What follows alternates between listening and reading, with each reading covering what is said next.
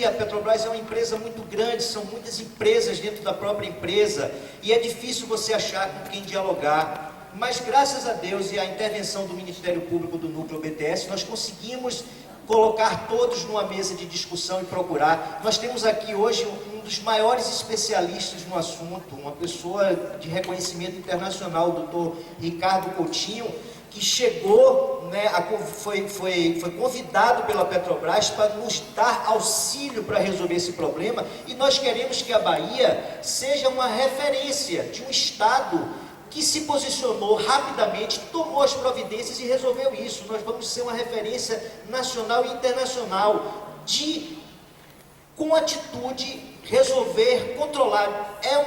Eu aprendi que não se fala em erradicar bioinvasão, mas o controle. E, graças a Deus, pode passar, isso aí fala um pouco do perigo que é a bioinvasão em qualquer tipo de ecossistema. Pode passar. Algumas imagens, o bicho realmente é um bicho bonito, né? Mas é muito, muito cruel. Ele é chamado de fauna sinantrópica, ele é um destruidor mesmo, ele altera tudo, ele cria um desequilíbrio muito grande. A Marina de Taparica mesmo é um lugar que está lotado. Qualquer pier de atracação do Rio Paraguaçu, qualquer pier, você pode chegar e mergulhar e está cheio de coral-sol. Por favor. Então, graças a Deus, agora a gente está com esse canal de diálogo com a Petrobras, né? A gente, do mesmo jeito que estamos retirando o coral-sol do ambiente natural, nós também estamos conversando com a Petrobras para que ela faça a limpeza das suas plataformas. Pode ser plataforma saindo daqui, lançada, a Dilma mesmo inaugurou 2 plataformas daqui, as plataformas saindo daqui carregadas de coral-sol, né? E pode passar, por favor. Aqui algumas recomendações. O Brasil é signatário da Convenção da Diversidade Biológica, inclusive o doutor Ricardo Coutinho foi uma das pessoas que ajudou a construir esse documento, e aqui claramente fala que tem que se tomar alguma providência rápido para se reverter a situação. O assunto pode ser novo para a gente, mas isso chegou aqui há 30 anos no Brasil. E o que fizemos nesses 30 anos? Né? Claro, tivemos alguns estudiosos, alguns pesquisadores que desenvolveram estudos, pesquisas, apontaram. A gente sabe que pode desenvolver também novas tecnologias, né, novas ferramentas. Isso também, com esses problemas, a gente traz o quê? Inovação, tecnologia, que pode trazer um resultado positivo para essa situação. Pode passar. Por enquanto tem sido na marretinha e na talhadeira. Tem muita gente até que fala assim, pô, mas esse negócio não é que nem enxugar gelo. Para vocês terem ideia, tem empresas, a gente que trabalha no terceiro setor, a gente precisa procurar fazer parceria com empresas. Eu tenho tido muita sorte que tenho encontrado quase na totalidade, um caso ou outro assim, empresas com responsabilidade, com bons gestores, que têm que tem ética, que querem resolver o problema. Uma delas mesmo que eu gostaria de citar aqui é a Cetrel, e foi uma empresa que eu gostei muito de fazer trabalho juntos, porque a Cetrel é uma empresa que trabalha limpando, desculpe a expressão, a porcaria, né? Eu ia falar até outro nome, a porcaria que as indústrias deixam, o lixo das indústrias. A Cetrel vai lá e tira esse impacto que ia se reverter para a sociedade, né? A gente reconhece que existem diversas iniciativas positivas que estão correndo de forma separada, e aí sim eu defendo a criação do núcleo de Agência de Gestão da Baía de Todos os Santos, porque as coisas acontecem de modo separado. Eu tenho aqui um documento que posso mostrar para vocês, interessantíssimo, né, que é o plano diretor do polo petroquímico, que aqui a Secretaria de Indústria e Comércio foi uma do local do Estado que produziu esse documento aqui. E aqui fala de projetos especiais para a Baía de Todos os Santos. Poxa, é inadmissível nos dias de hoje, a gente que trabalha com educação ambiental, com meio ambiente, está ensinando para o menino não jogar um saco plástico no mar, não jogar uma garrafa PET no mangue, e tem empresas que ainda nos dias de hoje despejam esgoto dentro da Baía de Todos os Santos. Então isso precisa ser tratado. Não dá mais para nos dias de hoje essas empresas estarem fazendo isso e os efeitos são cumulativos porque eles estão jogando lá, eles pegam um índice do CONAMA como se estivesse lançando esgoto da sua indústria no mar aberto, mas está jogando lá no fundão da Baía de Todos os Santos. Eu só estudei 2 meses de administração, mas eu aprendi com o meu professor que externalidade na economia é quando a empresa fica com lucro e deixa para a sociedade o prejuízo.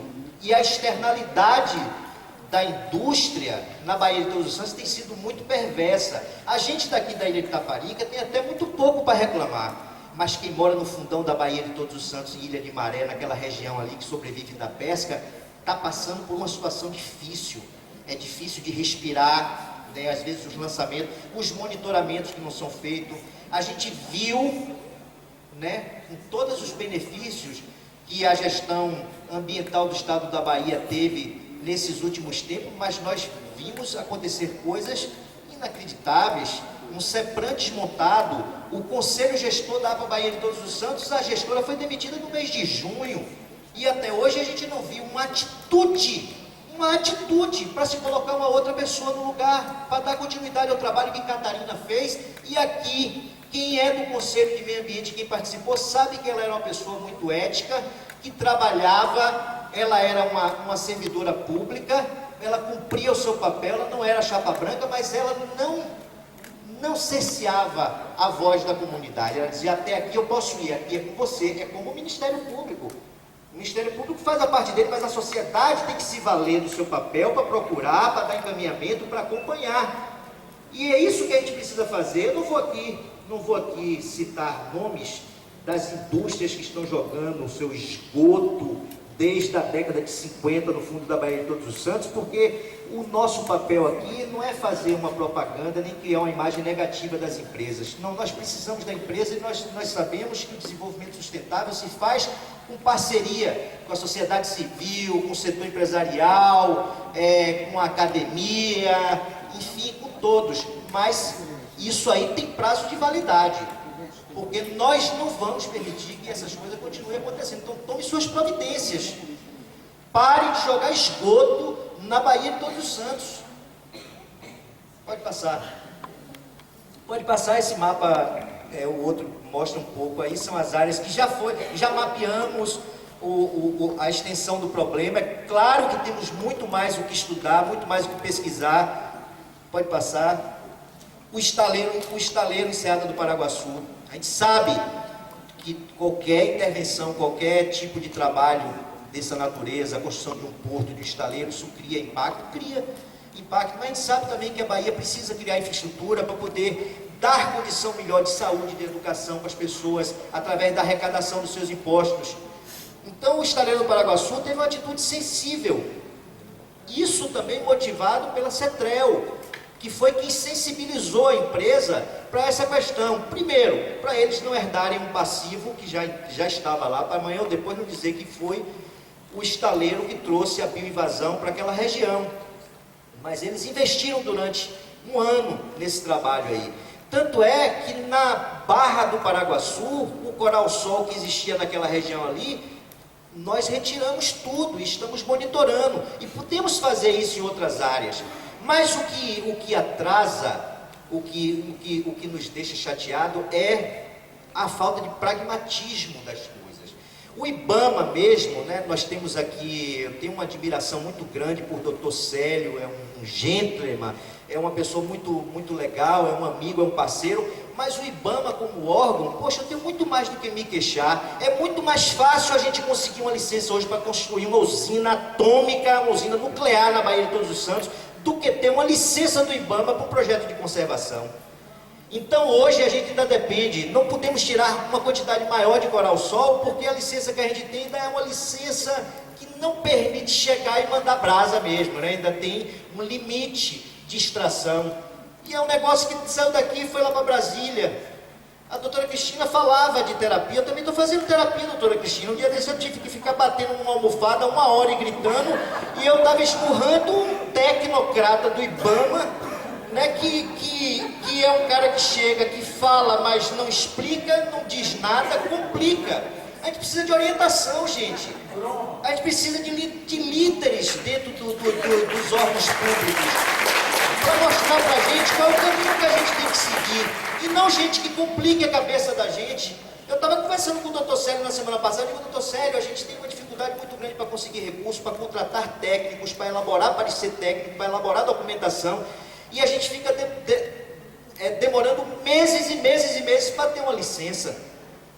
Eu, daqui a um dia, talvez esteja atuando na ilegalidade, porque se não derem a licença, eu, Zé, aí já não vai ser mais uma coisa de instituição de Promar, junto com outros amigos também ativistas, vamos fazer o nosso trabalho, vamos defender a natureza. Não dá mais para ficar dependendo disso, te esperando da burocracia, um negócio que fica lá em Brasília, já existe lá toda a legislação, é só o cara se debruçar sobre aquilo ali para dar um parecer, o parecer está pronto, falta uma assinatura de um cara de uma diretoria lá, o negócio não anda. Pelo amor de Deus. Então, pode passar, por favor. Então, o estaleiro deu essa incrível contribuição. Essa região daí de São Roque do Paraguaçu é um foco que precisa ser logo debelado, porque é dali que estão saindo as larvas que estão indo para Maragogipe. Maragogipe, coral é um negócio que está em água limpa, com temperatura, com salinidade. Para vocês verem que o rio Paraguaçu não é mais rio. A barragem impactou pra caramba, as pessoas pensam que só estaleiro cria impacto, tudo cria impacto. Mas o que a Votorantim está fazendo? Qual é a contrapartida da Votorantim? Então o que era um rio virou um mar. E por isso que o coral está lá dentro, na frente de Maragogipe, numa região de estuário, né, dentro do manguezal, o bicho lá se reproduzindo e criando um desequilíbrio muito grande. Pode passar. Vamos pular esse filme aí, pode passar que... Aqui algumas imagens dele, lá no... Mas eu queria... Pode passar, Adriana. Pode passar. Isso aqui, ó... Aí são tantos os amigos anônimos que a BTS tem. Aqui eu quero apresentar um amigo anônimo da BTS, um inglês que há 25 anos mora aqui na Bahia, o James, que é um dos caras que mais tirou o Coral-Sol. Isso aí, gente, é Coral-Sol na parede do interior do cais de atracação de São Roque do Paraguaçu, com a maré baixa. A maré baixa, o bicho está lá, não tem nem luz.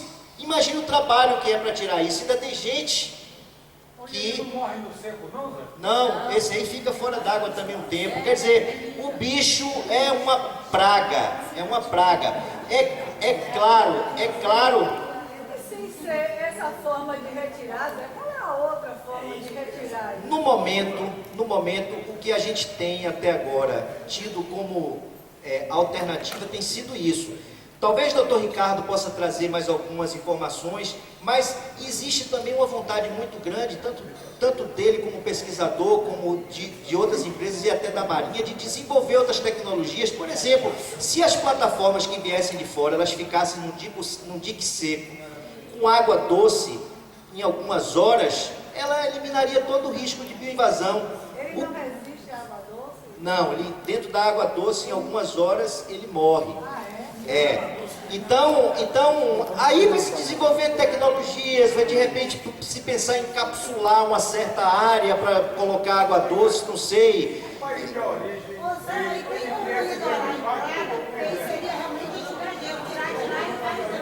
Não, eu não gosto nem de ouvir essa expressão enxugar gelo. Ele veio do Oceano Pacífico, ele veio listrado em plataformas de petróleo e gás.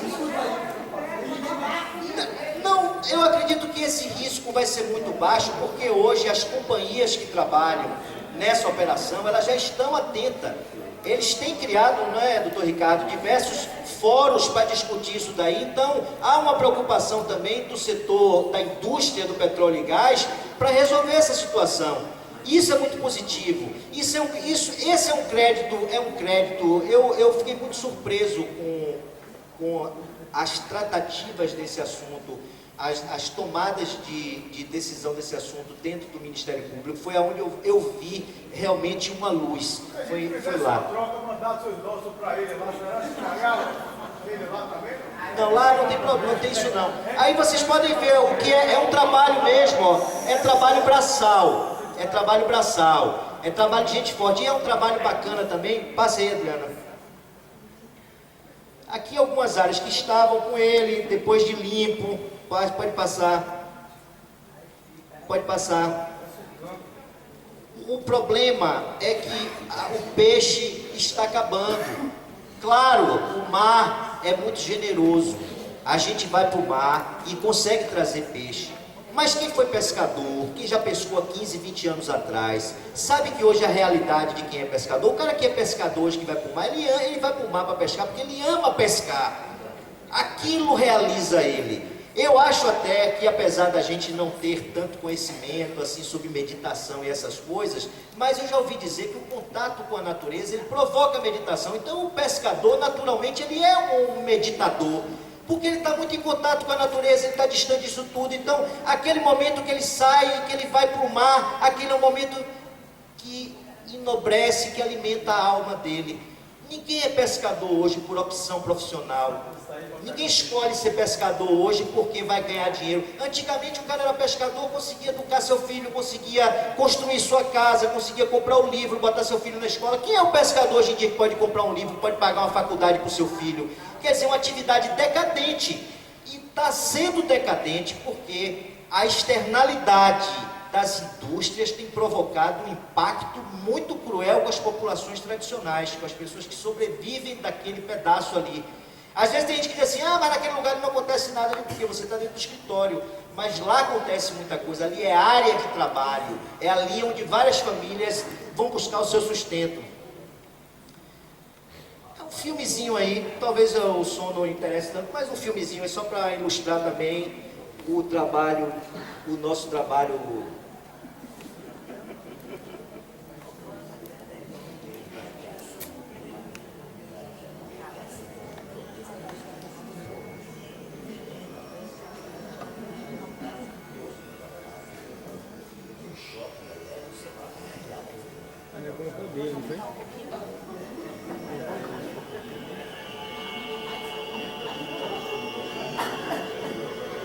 A música é de meditação.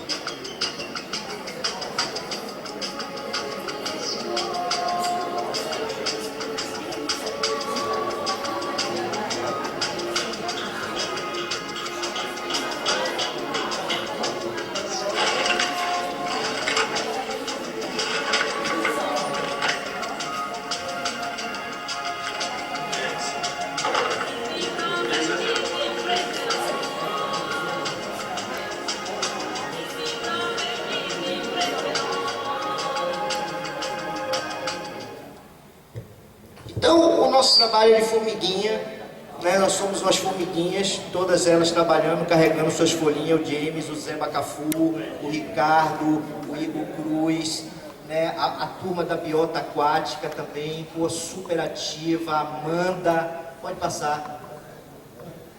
Aí, esse pessoal aí, que assim como eu, que já vivi à margem dos processos de sustentabilidade, né? E tive a sorte de encontrar pessoas como a professora Tânia e muitos outros que me ajudaram, me mostraram caminhos para eu melhorar a minha conduta. Essas pessoas também estão precisando disso, de oportunidade. E o que é que a gente quer? A gente quer esses homens fortes que trabalham embaixo d'água, que passam horas, que hoje estão pescando de compressor, eles querem trabalhar com conservação. Isso é quebra de paradigma. Isso é mudança, é essa mudança que a gente precisa estimular e não deixar as pessoas fora desses processos, vivendo à margem. Aí o Chico Cotó, né, teve infelicidade, perdeu a mão não sei nem se foi pescando com bomba, não sei se foi pescando com bomba, né? Foi pescando com bomba, Se fosse Fifi eu diria, não, porque eu conheço, mas o Chico, ele vai pescar, ele quer trabalhar, ele quer tirar coral-sol, ele quer ajudar a natureza. Esses caras chegam em casa e conversam com os filhos dele, que eles agora estão protegendo o meio ambiente, e está mudando a relação deles também em casa. A minha filha foi uma pessoa que me estimulou, que me mostrou um caminho diferente para seguir. Então, gente, a gente precisa apoiar esse tipo de movimento, e na hora que a gente precisa disso, que tem as pessoas, que tem a demanda, aí você esbarra numa burocracia de uma licença. Um dia desse, um pesquisador lá do Rio de Janeiro, nós saímos com os pescadores para tirar coral-sol, ele me interpelou com que licença nós fomos tirar coral-sol. Eu disse com a licença de Iemanjá, porque eles nos negaram a licença. Eles nos negaram a licença e mais do que isso, nos ameaçaram de dar queixa, porque nós agora estamos cometendo crime ambiental. Então você vê que eu já estou também um pouco cansado com tudo isso. Preciso ver mais resultado, pode passar. Aí, aqui é no IBAMA, lá no IBAMA ali, olha quantos técnicos do IBAMA tem. O IBAMA perdeu um técnico que atuava na fiscalização, que era um terror assim para o pessoal do compressor, o Eric. Broma. O Eric era uma pessoa, era um técnico atuante, um cara, um bom profissional. Infelizmente a gente perdeu o Eric para a iniciativa privada. O Eric passou no concurso, está na Petrobras. E aí ficou o José Armandos da vida, meu xará, nada pessoal não, mas poxa, como um profissional, eu fico triste porque eu nunca consegui construir uma agenda positiva com o José Armando, porque toda vez que quando ele começa a falar aquelas palavras concomitantemente, outras assim, eu digo, eita meu Deus, não vai ser mais nada daí. Quando o cara vem com essas conversas, eu já fico com medo. Mas o coral-sol tá lá, ó, na mesa do IBAMA, passe aí. Eu acho que esse é o antepenúltimo slide. Queria aqui agradecer de público a CETREL, por tudo que vem fazendo e precisa fazer mais e deve fazer mais, é uma empresa parceira mesmo da sustentabilidade, para que não fique isso daí, para que a gente tenha peixe no futuro. A gente hoje já viu aqui um exemplo dos trabalhos aqui de química que a gente está comendo, às vezes está achando que está comendo o melhor alimento, porque o peixe é o melhor alimento mesmo, é uma coisa nobre, mas de repente o peixe está contaminado, gente. Passe a outra aí, por favor. Por favor, volte.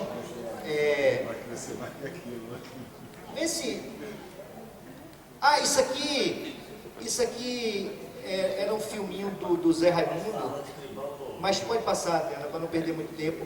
Aqui uma matéria excelente que saiu no jornal à tarde, falando da questão do coral-sol, do trabalho da doutora Cristina no Ministério Público, o Ricardo Miranda, o xará do Ricardo Coutinho ali, um jovem talento que a ciência vem trazendo aí. Vamos criar conselhos, comitê científico para apoiar o nosso trabalho, mas a gente quer fazer logo, a gente não quer perder tempo não. Eu aprendi trabalhando lá perto do sertão, que lugar de fazer promessa é em Bom Jesus da Lapa, aqui na ilha de Taparica, é lugar de compromisso. A gente precisa assumir compromisso e fazer isso. Aqui nós temos pessoas que representam bem o movimento da pesca, que o Milu mesmo é da diretoria da Federação dos Pescadores, doutora Cristina. Não é Bahia Pesca, não, ele entende de pesca, é uma pessoa que mobiliza e tem um trabalho aqui. O Cutia, cadê Cutia? Cutia é uma liderança ali de Aratuba. Quantas vezes já tentou criar área marinha protegida? Diga aí, Cutia, dificuldade, a gente leva a marinha, leva o IBAMA, leva todo mundo para lá, Cutia, e vira o quê? Processo administrativo, né, Cutia? A gente quer fazer a coisa de fato, mas de direito a gente não consegue, porque na hora falta o apoio, a legitimidade do poder público para chancelar, para criar. E aqui, agora essa história da ponte, pelo amor de Deus, minha gente. Eu, desde que sou pequeno, porque meu avô e meu pai é daqui da ilha de Taparica, e essa mesma ponte que a gente atravessa pegando a lancha, era a ponte que o meu avô Dorinho pegava, há 40 anos atrás, quando tinha 2 lanchinhas, é a mesma ponte de hoje, com um corredorzinho, e todo ano na política aparece alguém dizendo que vai fazer um atracador e não sai atracador, e agora a bola da vez é a tal da ponte. Ponte para quê, minha gente? Para favelizar a ilha? Para a ilha ficar engarrafada, que em Salvador não anda mais. Eu ouvi um carregador, essa semana, um carregador de uma transportadora dizer assim para mim, que veio passar um dia na ilha, ele está morando aqui na ilha, porque em Salvador, Zé, a gente não anda nem de carro. Então a gente não quer perder a nossa mobilidade, pensar na ponte como um vetor de desenvolvimento, de sustentabilidade, de botar a ilha como uma referência de um lugar que se reinventou, tudo bem, mas botar uma ponte para fazer a ilha um atalho, que essa PA aí foi o maior impacto, que acabou com os rios, acabou com tudo aqui. Ninguém aqui. E aí, qual é a discussão que tem de ponte? Todo mundo está lá falando de ponte, as empreiteiras, tudo muito afim de ponte. A ponte agora é a bola da vez, é a bola da eleição. Não estão discutindo ponte com ninguém aqui, não. Viu? A gente quer um sistema de transporte que funcione. Essa empresa aqui mesmo está para fechar as portas, vai fechar 100 apartamentos agora depois da reforma. Sabe por quê? Porque o cara sai de São Paulo, leva 2 horas no voo e leva 4 horas para chegar, 5 horas para chegar aqui na ilha. Cadê o secretário de Salinas? Josival está aqui ainda? Josival levou 4 horas, está desde 9 horas da manhã na fila do ferryboat, levou 4 horas. Você tem 2 ferros rodando. A gente vive massacrado aqui na ilha, não tem política pública de turismo, não tem política pública de meio ambiente. Tem sim pessoas abnegadas. Tem uma secretária de meio ambiente comprometida, tem um jovem líder político que é o Emílio de Taparica, que quer fazer a diferença. Tem o Andrezinho, o André, que é o secretário de turismo de Mar Grande, de meio ambiente. Só que esse pessoal, velho, eles não é só o cargo que eles precisam, eles têm de autonomia. Tem que dar orçamento para a secretaria trabalhar. O secretário não pode, para fazer um evento, ficar ali pedindo dinheiro para um foda um negócio desse. E a gente está sabendo que está sendo enganado. Essa coisa de que o governo do estado está olhando, não está investindo nada para aqui, para a ilha. Não está investindo na segurança. E aqui a gente tem um representante que está sofrendo por causa disso, por causa de investimento. Então, a minha voz é a voz de um pai de família, de um garotinho, indignado, mas não vou me calar, porque a gente acha nos filhos a força para a gente transformar. Então, vou acabar antes do tempo, Amanda. Então, eu vivo aqui na ilha, eu sou muito feliz aqui na ilha, apesar de todos os problemas que a ilha tem, eu sou feliz de viver aqui na ilha, eu sou privilegiado de morar nesse lugar. A gente sabe o que é a Ilha de Itaparica quando a gente chega em qualquer lugar do estado, que você chega em São Paulo e fala assim, eu sou da Ilha de Itaparica, sonho de consumo de muita gente, e a gente mora aqui, mas a gente precisa viver melhor aqui. Então a gente precisa ter senso crítico, a gente precisa educar as pessoas, para as pessoas fazerem as melhores escolhas. E a gente está vendo que essas coisas estão acontecendo, não na velocidade que a gente deseja, mas na velocidade que é possível. A gente está vendo um legislativo se renovando, com pessoas com mais compromisso, com mais eficiência na criação de políticas públicas para poder melhorar a qualidade de vida da gente. Mas a gente sabe que o caminho é longo, mas a gente não desiste mesmo, a gente é teimoso. Se as queixas que eu recebi na minha infância de que eu era um menino teimoso e aquilo não me soava muito bem, era como negativo, hoje para mim é o que me vale, é ser teimoso mesmo, é não desistir das coisas, entendeu? E agradeço muito a vocês que hoje vieram aqui discutir, pessoas que são formadores de opinião, um evento com conteúdo, com gente séria, que vai produzir um documento sério, porque esses são os nossos movimentos, em cima da legalidade, em cima de uma base legal, construir lastro, construir um alicerce para que a ilha possa sim ser esse lugar ainda mais maravilhoso do que já é para todos nós. Muito obrigado pela atenção de vocês.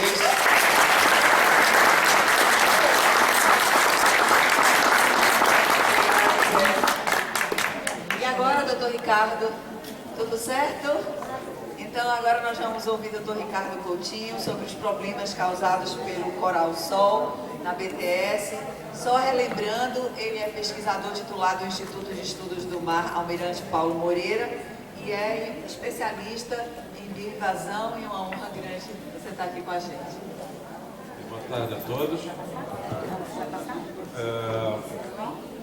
Olha, eu vou falar uma coisa para vocês que eu estava pensando agora. Primeiro que eu acho que o Zé Pescador tem que ser coisa além do que essa, e talvez até próxima vez, talvez prefeito do Taparica. É impressionante a articulação que ele tem, tudo. Eu, sinceramente, eu relutei muito vir aqui por questões particulares. Tive morte de uma melhor amiga minha essa semana, tinha compromisso no Sul, vou ter que voar mais direto lá para o Sul. Mas eu achei que valeria a pena, que eu tive uma boa impressão um mês atrás, quando nós tivemos uma reunião aqui. E talvez eu possa contribuir um pouco, né, nessas discussões. E